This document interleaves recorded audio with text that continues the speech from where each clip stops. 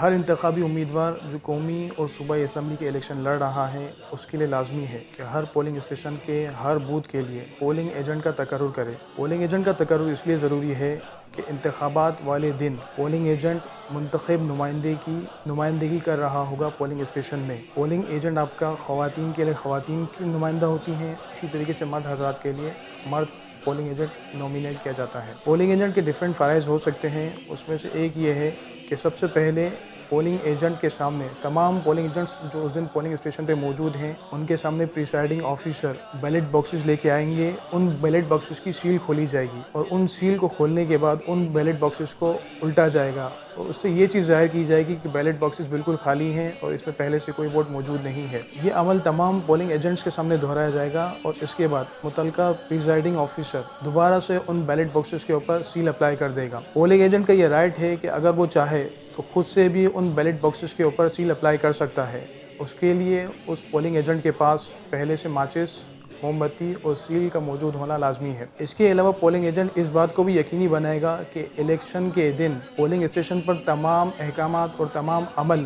شفاف طریقے سے سر انجام دیے جاتے ہیں۔ اگر پولنگ ایجنٹ یہ محسوس کرتا ہے کہ کوئی بندہ جعلی ووٹ ڈال رہا ہے یا اس کو کسی بندے پر اس طرح کا شبہ ہوتا ہے تو سب سے پہلے پولنگ آفیسر جو پولنگ اسٹیشن میں موجود ہوگا اس کی نالج میں یہ چیز لے کے آئے گا۔ اس کی نالج میں لانے کے بعد اگر اس پہ کوئی کارروائی نہیں کی جاتی ہے تو وہ رائٹن فارم میں وہاں پہ اسسٹنٹ پریزائڈنگ آفیسر یا پھر پریزائڈنگ آفیسر جو بھی موجود ہوگا اس کو تحریری طور پر یہ کمپلین دے گا اور اس کی ریسیونگ کی کاپی اپنے پاس محفوظ کر لے گا، جو دن کے اختتام پر اپنے متعلقہ منتخب نمائندے کے حوالے کر دے گا۔ پولنگ ایجنٹ اس چیز کو بھی لازمی بنائے گا کہ جو ووٹر اس پولنگ اسٹیشن میں حاضر ہوتے ہیں اور ان کا نام پکارا جاتا ہے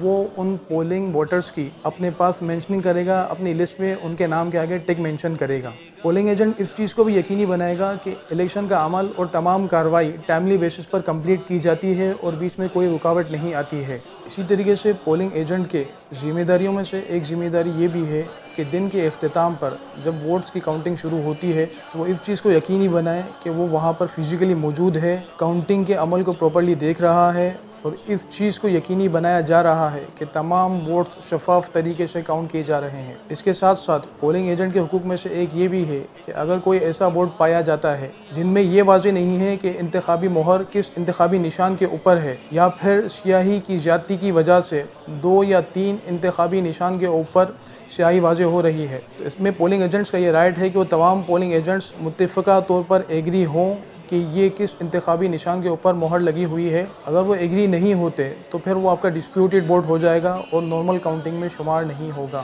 پولنگ ایجنٹ کے تقرر کا طریقہ کار یہ ہے